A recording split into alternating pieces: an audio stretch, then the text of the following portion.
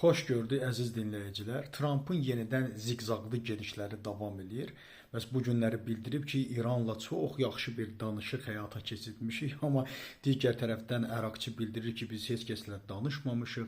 İkinci bir tərəfdən isə bilirsiniz, Amerika məhz Rusiyaya müəyyən mənada embargodan çıxartmağa çalışır ki, o öz neftini satmaqla dünya bazarında neftin qalxmasının qarşısını alsın, yanacağın qalxmasının qarşısını alsın. Digər tərəfdən isə gözünə döndüyümüz Ukrayna isə Rusiyanın neft ayırma zavodlarını hər gün vurmaqda davam edir. İstər Moskvanın özündə olsun, istərsə digər ərazilərdə olsun. Bununla bərabər həm də Ukraynanın rəşadətli ordusu Krımda yerləşən Rusiyanın hava hücumundan müdafiə sistemlərini də demək ki, sıralama surətdə məhv edib. Yəni bütün bunlarla bərabər belə deyək, Tramp da bir çıxılmaza keçib ki, o özünə müttəfiq tapa bilmir, orada vuruşdursun.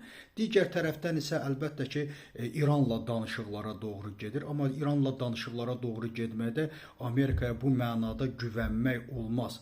Ona görə güvənmək olmaz ki, çünki İranın bu məsələdəki və Amerikanın bu məsələdəki durumu biraz fərqlidir. Çünki o hər dəfə diskussiya və yaxud da danışıq məsələsini ortaya qoyduqda zərbə endirməyə çalışır.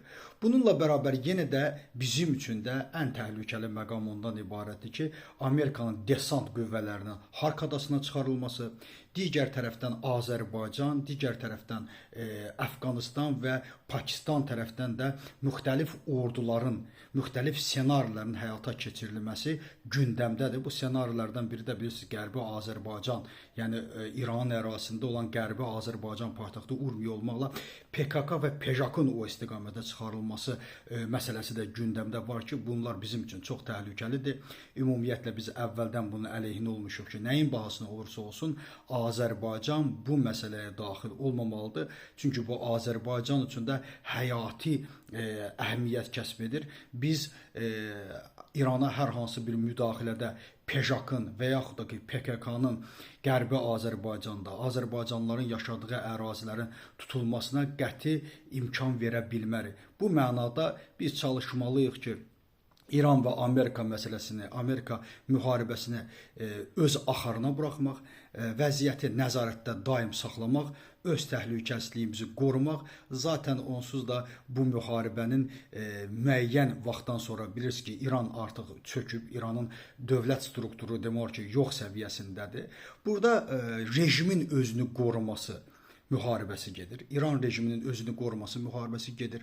Rejimin özünü saxlaması müharibəsi gedir ki, bu nəyin bahasına olursa olsun, istər özünü saxlasa, istərsə də özünü saxlamasa, bütün bunlar İranın fiaskosudur.